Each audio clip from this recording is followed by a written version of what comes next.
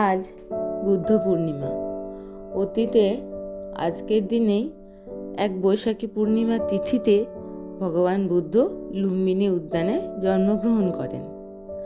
আবার আরেক বৈশাখী পূর্ণিমা তিথিতেই ৮০ বছর বয়সে কুশীনগরে তিনি দেহত্যাগ করেন। আজকের দিনটি খুবই স্পেশাল একটা দিন। এই দিনটি অনেকেই ভক্তিভরে উদযাপন করে থাকেন। আমরাও ভাবলাম আজকের দিনে পূর্ণিমাতে আমাদের ঘরের ভগবানকে কিছু ভোগ নিবেদন করা যাক। যেমন ভাবনা তেমন কাজ। তাই তো সকাল সকাল একদম স্নান সেরে লেগে পড়লাম কাজে। খুবই সামান্য আয়োজন কিছু, কিন্তু তার জন্য এখন সময় বার করা খুবই মুশকিল হয়ে দাঁড়িয়েছে। আজকে তার সাথে সাথে মে দিবস, শ্রমিক দিবসের ছুটি থাকার জন্য আমার কর্তারাজ বাড়িতে আছেন। তাই তো এই কাজে এগোতে সাহস পেলাম। কারণ আমার ছোট্ট মেয়েটি তো আবার মাকে ছাড়া চলে না। মা কিছু করব মনে করলে সে তো আগেই সেটা করতে যায়। আজকে নিহাত বাবাকে পেয়ে মাকে কিছুক্ষণ ছেড়েছে সে। 2 দিন ঝড় বৃষ্টি হওয়াতে আবহাওয়াটাও বেশ সুন্দর মনোরম। তাই ভাবলাম সকাল সকাল কাজে লাগলে গরম টরমও বেশ লাগবে না। আজ একটু লুচি করলাম। তার জন্য সময় থাকতে আগে থেকে আটাটাকে মেখে ঢাকা দিয়ে রেখেছি। আমি অবশ্য আটার লুচি করতেই পছন্দ করি। ময়দাটা আমরা একটু এড়িয়েই চলি। বাড়িতে আমাদের ময়দা খুব একটা হয় না। আটার লুচি যেমন অনেকক্ষণ করার পরেও নরম থাকে, ময়দাটা কেন জানি না সেরকম মনে হয় না। শরীরের জন্য তো ক্ষতিকর। অল্প করে আটার লুচি করলাম।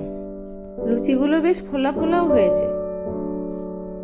বৈশাখ মাসে এত গরম পড়ার জন্য ঝাড়া দেওয়া হয় ঠাকুরকে। ঝাড়াতে অনেকেই ডাবের জল দেওয়া হয়। আমিও ভাবছিলাম এত গরম পড়েছে, আমাদের গোপালকে একটু ডাবের জল দেব। তো দেখুন দিতে দিতে গরম থেকে ঠান্ডায় পড়ে গেল। 2 দিন ঝড় বৃষ্টি হয়, আবহাওয়াটা বেশ ঠান্ডা এখন। তবু মনে যখন করেছিলাম, নিয়ে এসেছে বাবা, দিলাম ভগবানকে। আজ ডাবটা বেশ জল ছিল, অনেকটা জল হয়েছে। বেশ কচি ডাব, কিন্তু ভেতরে দেখলাম শাঁস নেই। যাকগে, শাঁস না থাক, জলের জন্য কাজ, জল থাকলেই হলো। এসবের মাঝে একবার নিচে গিয়ে দেখে এলাম মেয়ে কি করছে। দেখছি তার ঠাম্মি আর বাবা রীতিমতো যুদ্ধ করছে তাকে খাওয়ানোর জন্য। আমাদের বাড়িতে খাওয়ানো একটা যুদ্ধ রীতিমতো আমার সোনাকে। লুচিগুলো হয়ে গেছে। লুচি করার আগেই ছোট ছোট করে আলু কেটে অল্প করে তরকারি করে নিয়েছিলাম। ইচ্ছে ছিল ছোলার ডাল করব, কিন্তু ছোলাটা আগে থেকে ভিজিয়ে রাখিনি, সেজন্য আর করাই হলো না। তো আলুর তরকারি আর লুচি। বাবা 2 রকম মিষ্টি নিয়ে এসেছিল ঠাকুরের জন্য। আবার অফিস থেকে আসার সময় কর্তা দেখি আবার হাতে করে রসগোল্লাও এনেছে। আমরা ভাবলাম ও আমাদের গোপালের বোধহয় লুচির সাথে রসগোল্লা খেতেও মন হয়েছে।